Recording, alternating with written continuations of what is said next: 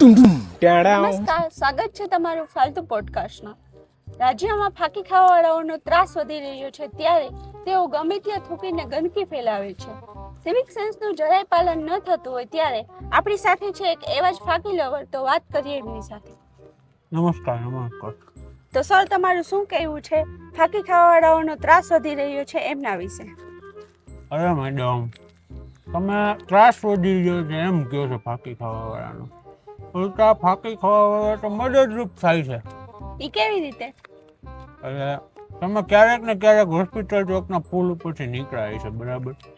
હા.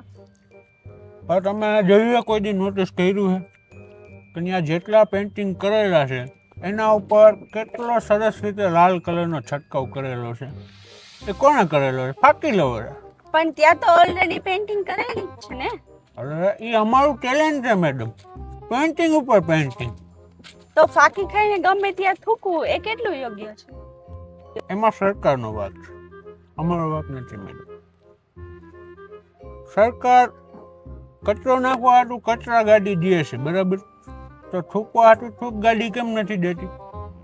સરકારને સપોર્ટ જ નથી કરવો તો અમે શું કરીએ એમાં? લાવો ઓલું ડબલું. અહીંયા કેમ ડબલું માંગ્યું તમે? અરે આ અમારું ઘર છે મેડમ, અહીંયા થોડું થૂકવાનું હોય. તો તમે તો હમણાં પેઇન્ટિંગ નું કહેતા હતા ને.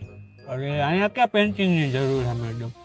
અને તમે એમ કહો, તમે કોઈ દી જોયું ફાંકી ખાવાવાળા ક્યાંય ડખામાં ન હોય?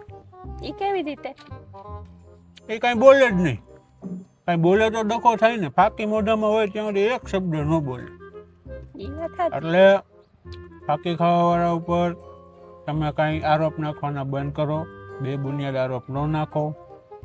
જેમ બીડી સ્વર્ગની સીડી છે ને, એમ ફાંકી જન્નતની કાકી છે મેડમ. શાબાશ બેટા.